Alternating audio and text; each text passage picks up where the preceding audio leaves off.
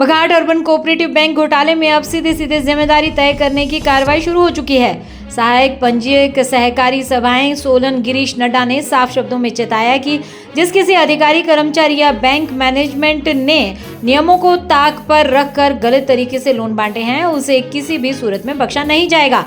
गिरीश नडाला ने दो टूक कहा कि यह कार्रवाई सिर्फ दिखावे के लिए नहीं है, कानून अपना काम करेगा और दोषी चाहे कितना भी प्रभावशाली क्यों ना हो, कार्रवाई तय है।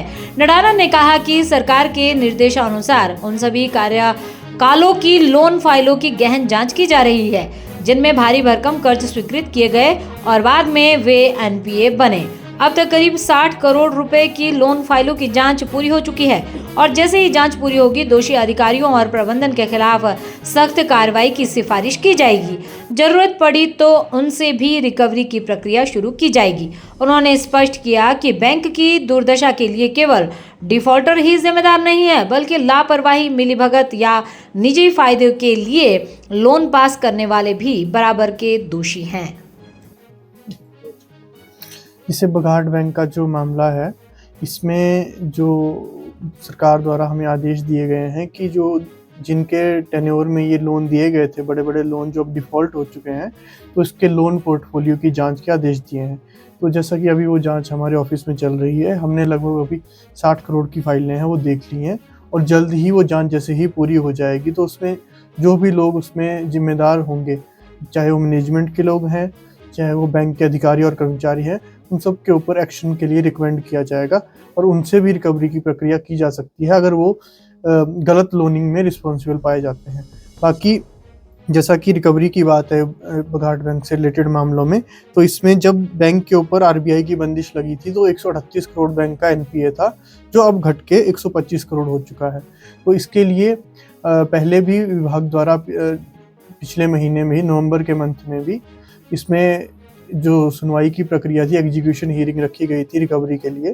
तो उसी मामले में अब फिर से 16, 17 और 18 दिसंबर को 3 दिन जो हमारे पास रिकवरी के मामले हैं उनकी सुनवाई रखी गई है। तो जो लोग पहले मामलों में अब्सेंट रहे थे या जिन्होंने चेक दिया है या कोई वादा किया था कि अपना वो इतना अमाउंट जमा कराएंगे, तो उनसे मेरा यही निवेदन है कि वो या तो अपना बैंक लोन क्लियर करवाएं या बैंक के साथ ओटीएस में सहयोग करें और अपनी जो भी उनकी संपत्तियां जो उन्होंने पिछली हियरिंग्स में बताया है कि वो बेचना चाहते हैं, उनके ऊपर अपना एक प्रॉपर एक्शन प्लान जो 16, 17, 18 है उस दिन सबमिट करें और बताएं कि वो किस तरह से लोन क्लियर करेंगे और जो कोई अनुपस्थित रहेगा उसके ऊपर पूरी कार्रवाई की जाएगी। पहले भी विभाग द्वारा इसमें 22 लोगों को अरेस्ट वारंट किए जा चुके थे, जिसमें से सोलन पुलिस द्वारा सहयोग से हमारे को यहाँ पे 9 से 10 लोग अब अरेस्ट करके प्रोड्यूस किए गए थे। तो उन्होंने भी इसमें अपने रिकवरी में उसके बाद पैसा देने के लिए हामी भरी थी। तो ऐसी सिचुएशन फिर से ना बने, तो इसी में मेरा यही रिक्वेस्ट रहेगा डिफ़ॉल्टर से कि 16, 17, 18 को वो विभाग के साथ रिकवरी में सहयोग करें। जी।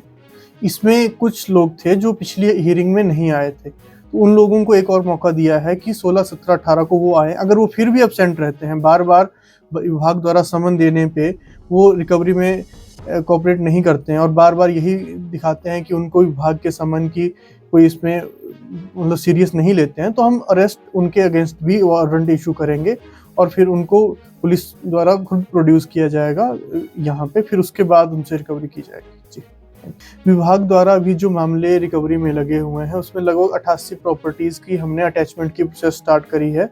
तो वो डिफरेंट स्टेजेस पे अटैचमेंट की प्रोसेस है। कुछ फाइलें तहसीलदार के पास हैं, कुछ हमारे को अटैचमेंट होके आ गई हैं जो हमने अभी डिविजनल कमिश्नर के लिए हम फाइल्स प्रिपेयर कर रहे हैं। तो अलग अलग स्टेजेस पे ये प्रॉपर्टीज़ की सेल की प्रोसेस है। जी। इसमें बहुत सारे डिफ़ॉल्टर्स मैक्सिमम तो सोलन के ही हैं, बाकी कुछ जो बैंक की ब्रांचेस हैं अन्य डिस्ट्रिक्ट्स में, वहाँ के भी लोग हैं। तो इसमें हमारा उनके से यही निवेदन है कि वो 16, 17, 18 को ज़रूर आएँ। जिस दिन उनकी पेशी है उनको समन यहाँ से भेज दिए जा चुके हैं।